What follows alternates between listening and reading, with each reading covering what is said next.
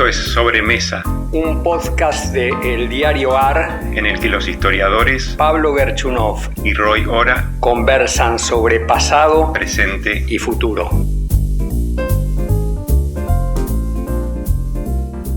¿Qué tal, Roy? Hola, Pablo, ¿cómo te va? Yo leo los diarios y, sobre todo los diarios, la gran prensa hegemónica, como dicen algunos, y tengo toda la impresión, si yo peco de suficiente ingenuidad, de que el peronismo está por morirse, está por desaparecer. Le propondría al diario que ponga como título ¿está muriendo el peronismo? Porque esos diarios te dejan esa impresión. Sí. Sin duda las últimas elecciones han generado la idea, que habrá que confirmarla en noviembre, de un debilitamiento del gobierno, y muchos lo expanden a un proceso de decadencia y declinación más bien permanente y definitiva del peronismo como partido histórico, ¿no? Yo lo que querría decir antes de preguntarte algo a vos sobre cómo lo ves es que finalmente los grandes movimientos políticos tienen un ciclo de vida. Esto es que no es una pregunta caprichosa. El peronismo está en una fase declinante, en una fase final o no. Es una pregunta posible a la luz de lo que pudimos haber visto me limito, en América Latina. Estoy pensando en el APRA en Perú, Alianza Popular Revolucionaria, ¿sí? Americana. Estoy pensando en el Partido Revolucionario Institucional Mexicano, que digamos de paso duró 70 años, duró más que el Partido Comunista de la Unión Soviética. Y estaba pensando, aunque esto es mucho más atenuado, en la historia del varguismo, ¿no? Todos tuvieron un ciclo político y hoy los sellos pueden mantenerse, pero no son lo que fueron. Vuelvo a insistir que digo esto para legitimar una pregunta, no para responderla, sino para legitimarla. Cuando le dije esto a un amigo mío, me miró sonriente, irónico, y me contestó con una estrofa de una canción. Me dijo: tantas veces me mataron, tantas veces me morí, sin embargo estoy aquí resucitando. Mi pregunta entonces, Roy, es: ¿el peronismo está en una etapa final de un ciclo de vida o lo vamos a ver resucitar una vez más? Como dice La cigarra de María Elena Walsh, ¿no? Efectivamente.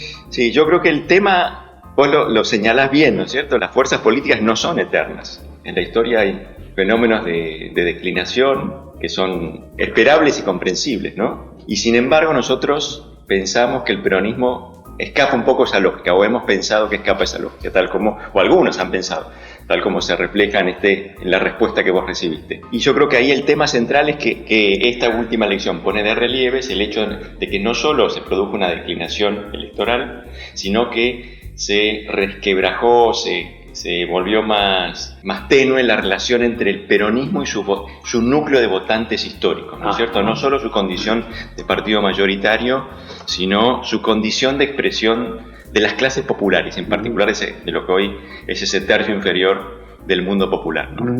Yo creo que ahí está la pregunta, ¿no? Y en ese sentido, creo que la pregunta puede sorprender, en parte por la propia historia del peronismo. Comienzo diciendo esto: el peronismo, a diferencia de otras fuerzas que tuvieron un lugar importante en la historia argentina, nació entero, nació ya grande. Y eso tiene que ver con el hecho de que entre 1945 y 46 se produjo esa suerte de transformación completa del sistema político, por el cual una fuerza que hasta ese momento no existía ocupó el centro. Sí, ¿no? Sí, es una cosa muy diferente al proceso de crecimiento político del irigoyenismo. Claramente, ¿no? que tardó mucho. Bueno, se armó desde afuera del Estado, le costó llegar a constituirse como mayoría, ¿no? Así Yo es. creo que entonces, por supuesto, cuando uno le pone la lupa aparece el fenómeno de que, bueno, el Perón es hijo de la Revolución del 43, pero fue muy exitoso en la manera de presentar su fuerza, su movimiento, como una fuerza anti-establishment. Claro. ¿Cierto? Sus hitos centrales son El 17 de octubre, Perón preso, Perón recuperado por las masas, Breiden o Perón, la elección del 46, ¿no? Sí. Y queda muy en segundo plano, en el mito peronista, en el mito del origen peronista, la relación con el golpe militar que creó las condiciones para su emergencia, ¿no? No solo para su emergencia, sino que, bueno, en esa elección del 46 salió algo extraordinariamente novedoso, que parecía confirmar la idea de que por fin se había constituido un lazo indeleble, indestructible entre peronismo y mayoría, ¿no? Eso duró 10 años. 10 años. Y ahí empezó a ser cuestionado. Bueno, ahí fue derrocado, sí, por un golpe militar. Me interesa la palabra cuestionado.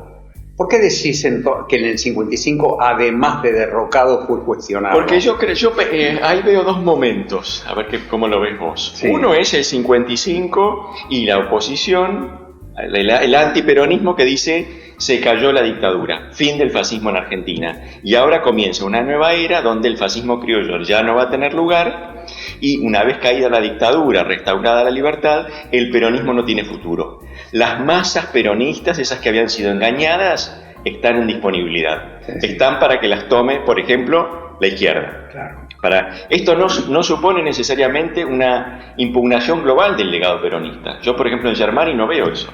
Yo veo que Germani dice, no, para nada. El peronismo no fue fascismo, significó una experiencia muy positiva para las mayorías, pero es una estación que hay que dejar atrás y que se puede dejar atrás y que la Argentina va a dejar atrás. Y eso fue lo que yo creo, yo estoy convencido de que se creyó entre el 55 y el 59.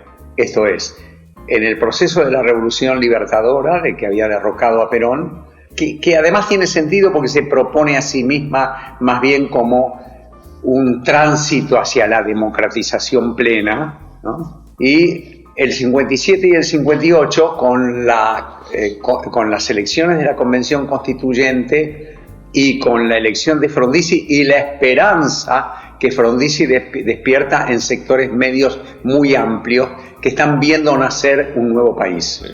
Es decir, la percepción que tienen están haciendo un nuevo país, sí, progresista y moderno, al calor del desarrollismo, pero progresista y moderno. Eso tenía un grano, ¿no? El grano era la proscripción del peronismo.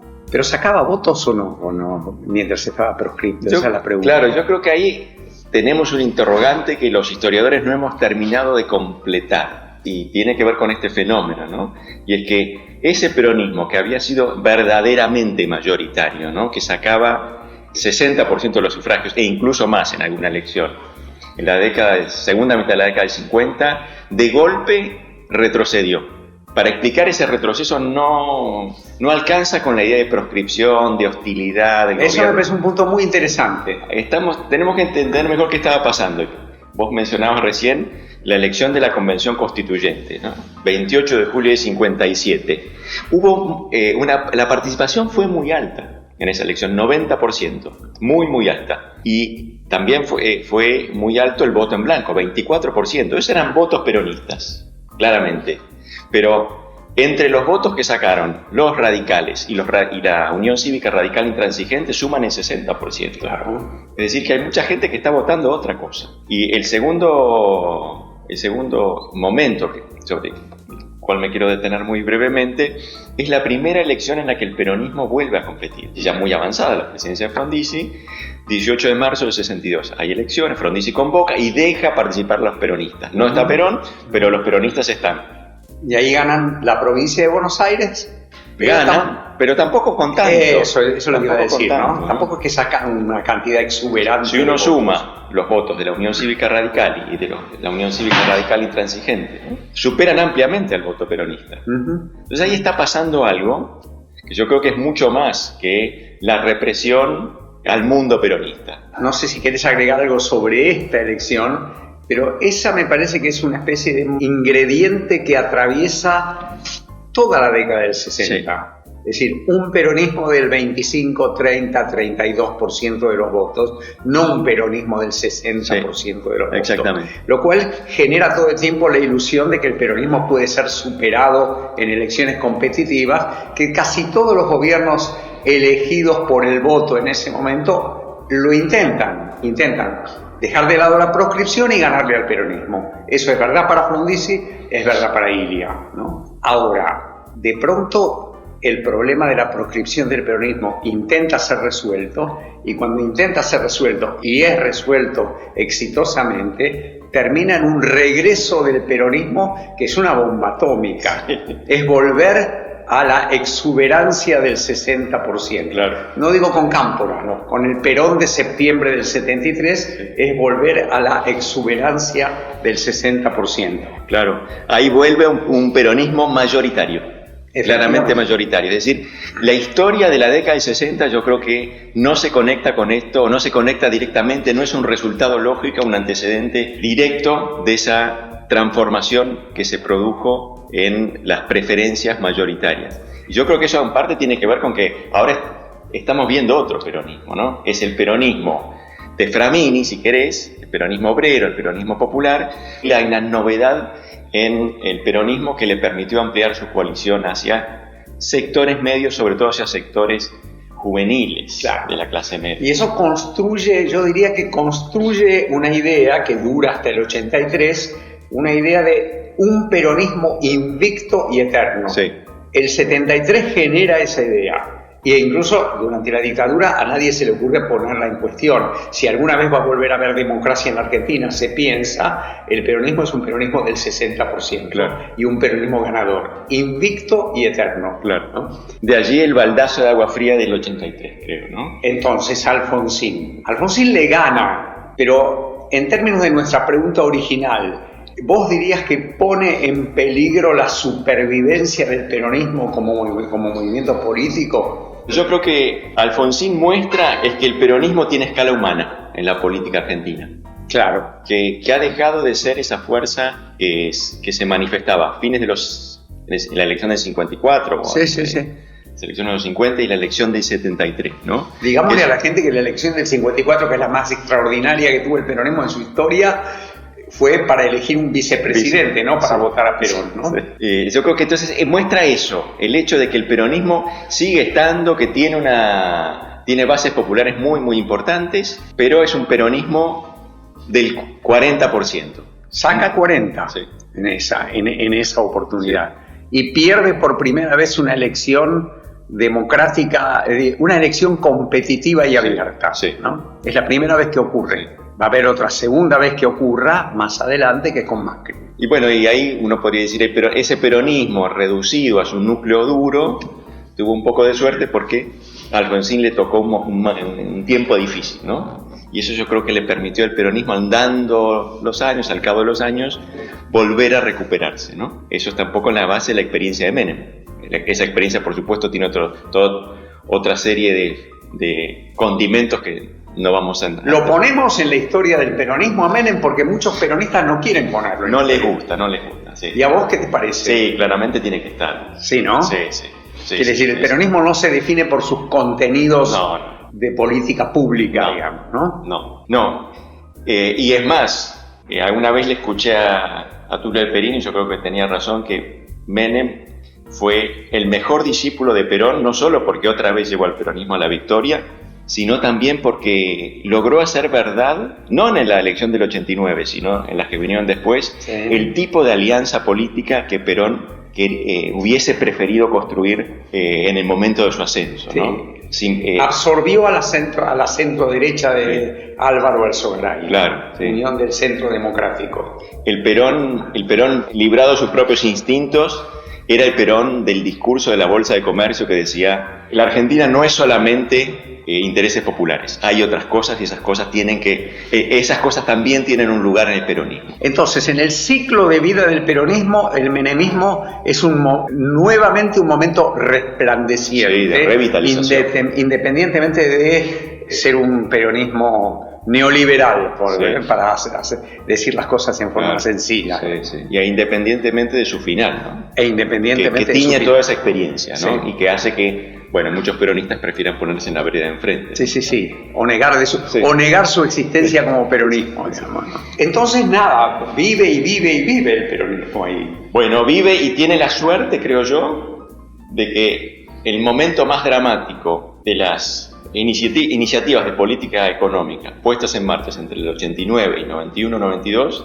le tocó experimentarlas a sus rivales políticos, ¿no es cierto? La crisis es de la alianza. La crisis es de la del alianza. gobierno de Fernando de la Rúa. Sí. Y eso devuelve al peronismo, fragmentado al principio, en la elección de 2003 hay 3 fórmulas peronistas, fragmentado, pero con mucha fuerza. Mucho. Yo creo que le hace 2 favores, ¿no? Uh-huh. Uno es reverdece sus laureles como Partido Popular, le hace olvidar su complicidad, entre comillas, con la década neoliberal y debilita mucho a la oposición. Y eso es importante para que, digamos, cuando uno mira la política de la primera década del siglo, prácticamente sea todo peronismo, ¿no? De un lado y del otro. Ahí se podría haber dicho, en la era kirchnerista, quiero decir, que volvía un peronismo en una nueva versión, que era como el opuesto simétrico del menemismo en sus contenidos de política. Volvía un peronismo eterno y que recuperaba el invicto,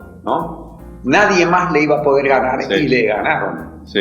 En ese sentido yo diría, hay una cierta vitalidad en el peronismo, porque pierde y vuelve, sí. ¿no? No es que pierde y nunca más vuelve, pierde y vuelve. Sin embargo, para acercarnos al presente, a menos que, no sé, ¿vos querés decir algo más sobre esto? Para acercarnos al presente, hay un cierto clima hoy en el arco político no peronista de que esta vez es distinto. Sí. This time is different. Sí. Sí. Y yo creo que también hay una preocupación en las propias filas peronistas que no se manifestó en otros momentos, claro. Donde, bueno, estaba claro cuáles eran sus rivales. Esos rivales tenían nombre y apellido, representaban el lado oscuro de la historia. Hoy es más complejo, ¿no? Porque al peronismo le está yendo mal en el momento en el que gobierna y, por supuesto, no sería justo no poner la pandemia en el mapa, pero yo lo que diría bueno, quizás como consecuencia de un evento externo, el peronismo pierde su condición mayoritaria, cosa que no sería extraña porque ha pasado en otros tiempos en la historia argentina. Menciono 2, me parece. Es difícil entender la declinación del PAN sin la Primera Guerra Mundial, sin el derrumbe económico que significó la Primera Guerra Mundial. Muy cierto. Eso no estaba en el centenario. Y es difícil entender la declinación de la Unión Cívica Radical, de su condición de partido popular y mayoritario, desde las cumbres que había alcanzado en el 28, en la elección presidencial del 28, sin la Gran Depresión, sin esa década mala para los de abajo, ¿no? Sí, sí.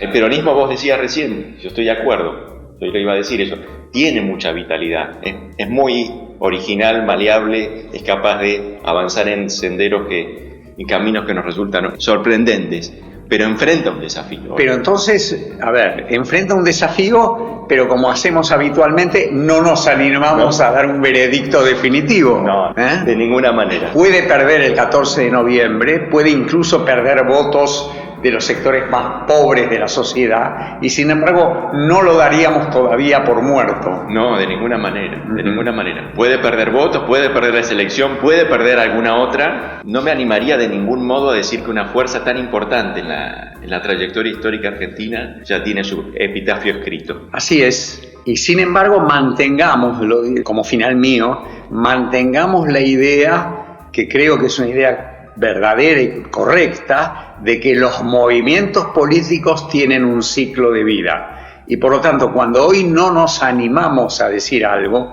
tampoco nos animamos a decir lo contrario. Exactamente. Por lo menos yo no me animo a decir lo contrario. Así es. Bueno.